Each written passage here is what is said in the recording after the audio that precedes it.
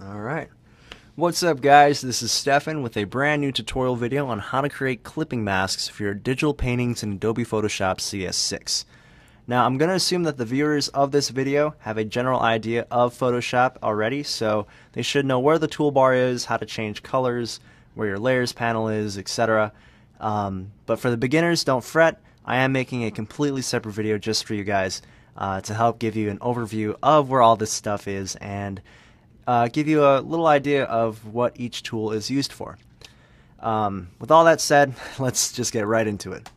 So, why would you want to know how to use a clipping mask? Well, let's assume that I am the digital painter before I found out about this solution. If I wanted to say paint in this sphere, I would go to my paint bucket, I'd select my color, let's say like a light blue, like this, I'd fill it in, and bam, that's it. Looks great. But as I progress, I want to add highlights and shadows. So I go to my color, pick a darker shade, it's like that size. And then I'd normally zoom in, select my brush, and I'd start like maybe like right around here. But the point is that I want to get closer to the edge and completely remove that initial base tone. And as you can see, I'm taking a lot of time to be really careful not to go over my my sketch line, my line work to represent my subject.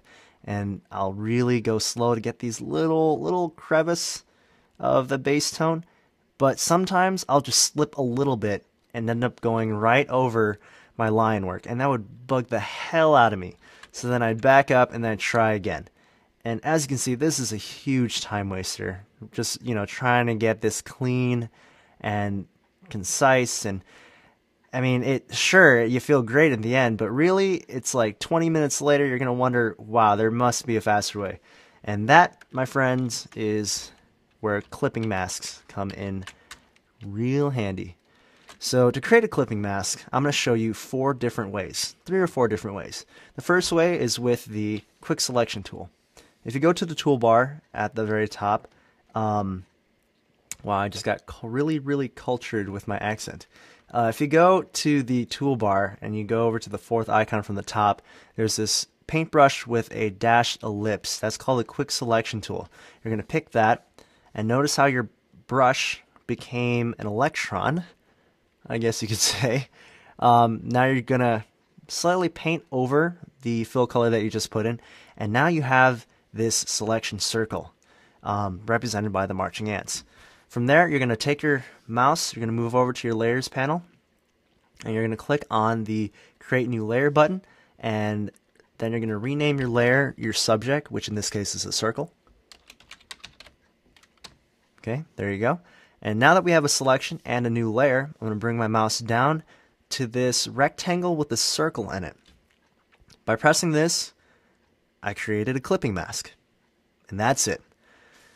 Basically, you lost your selection on the main screen, but if you look at your layers panel, you'll notice this black box that popped up with a chain link hooked up to your main layer. That is the clipping mask. And this is how it works. But before I go into it, I'm going to click on the layer button right next to our clipping mask. You want to make sure to do this every time after you create a clipping mask, or else you won't be able to add anything if you're selecting the mask itself. So be sure to switch back to the layer before you start adding things. But anyway, let's add that shadow again, and let's see what it does. So, assuming that this light ball right here is still our light source, and we have our darker shade, we're going to try this again. We're going to switch to our brush tool. We're going to zoom in, and I'm going to add that stroke again. And I'm going to try this one more time. I'm going to go in real slowly. And right now, I'm already noticing I'm already going into the line work, but I'm not going over it. And that is the magic of the clipping mask. With that mask locked into position for you, you can go outside the border as many times as you like, and you're still going to have that clean silhouette. And it is awesome. Alright, I'm going to try this again one more time. This time I'm going to paint from the outside. So see, my brush is on the outside. I'm going to press down, Notice how nothing comes up, but the moment I enter the clipping mask zone, that's when my brush comes into action. And so right away, this is a lot faster than, what I was doing earlier, trying to stay, away from the line work. I just did one stroke. I can basically do that with one stroke. And that's it. That's easy. Let's add a highlight. We go to our colors, pick a lighter color. Same thing, attack from the outside. As you can see, there you go. Easy. Wow, that looks like a beach ball. Anyway, okay, that is one way to create a clipping mask. Let's try another way. Let's say our object or our subject is not, I don't know, not even. It's not like one clear, simple shape like a circle. It's more dynamic like an arrow. We're not going to use the quick selection tool because we already used it. We're going to try another way, and that is with the pen tool. So if you go to your toolbar and you see this fountain pen above the letter T for the text, you're going to click that, and now what we're going to do is that we're going to create the dots for a game of connect the dots. If that makes any sense. That probably makes no sense, but I'm just going to click at every corner to lay down these dots. And as you can see, it's creating a line between the new dot that I created and the dot before it. And you can probably guess where I'm going with this. I'm creating an outline, and by the time I make it back to where I started, I missed. I click on the dot, and there you go. We solidify a full, outline of our subject. And obviously it's not perfect because the initial lines I drew in are not straight. But besides the point, the pen tool makes the perfect straight lines, and that's all that matters. So from here, we're going to go to our layers panel, and on the right tab there's this panel called paths. You're going to click that. You're going to bring your mouse down, and at the very bottom you'll notice that the icon's changed. You're going to click on the dashed ellipse to create that selection that you made with your pen tool. And as you can see, the marching ants are back. Bring up your layers panel and do the exact same thing we did last time. We're going to create a new layer, label the subject, which in this case is an arrow.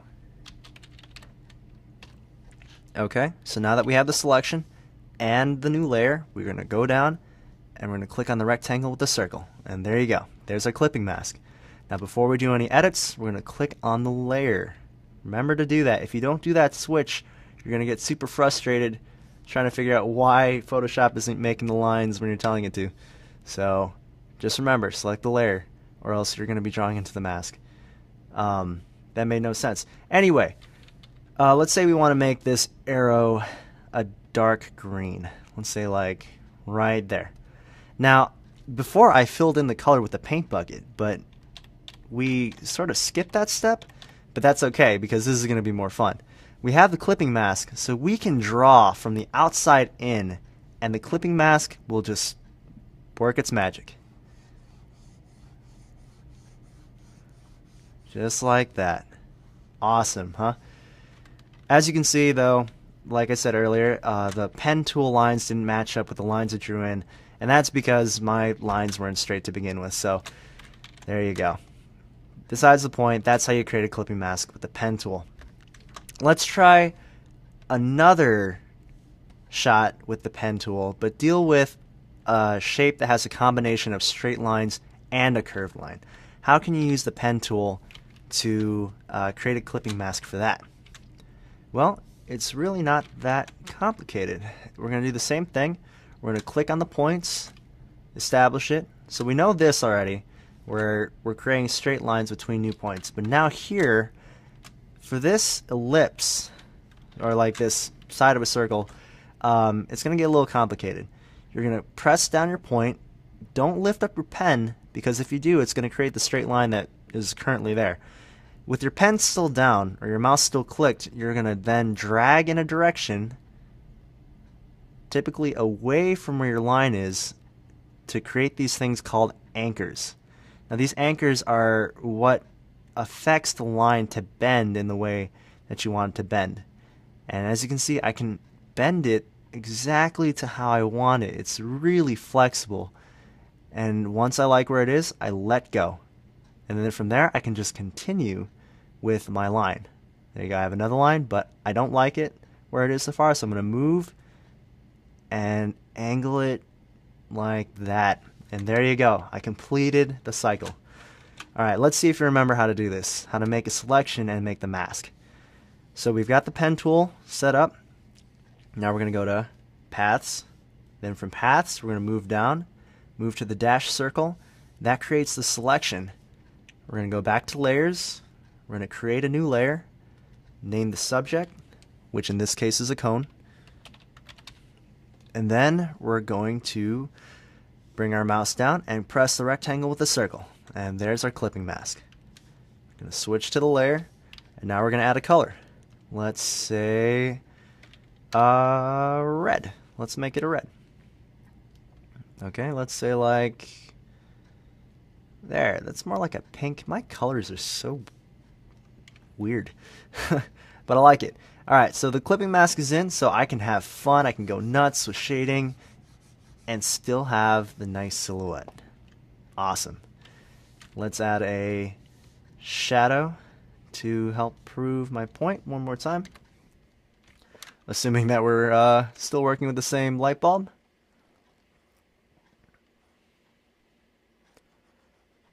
There you go. Piece of cake. Let's add a shadow on the arrow.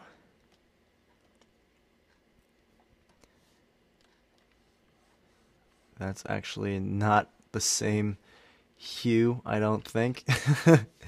But besides the point, I'll probably just use the eyedropper to pick up that tone and just bring it down. And oh, we're still on the cone. There you go. And done. Alright, so those are the 3 techniques to create a clipping mask with those tools. I really hope it helps you guys out. If you guys have any requests for other tutorials, feel free to comment down below, and I'll be sure to try and make a video just for that. I hope you guys learned something. If you have any questions, leave a comment down below, and I will see you guys next time.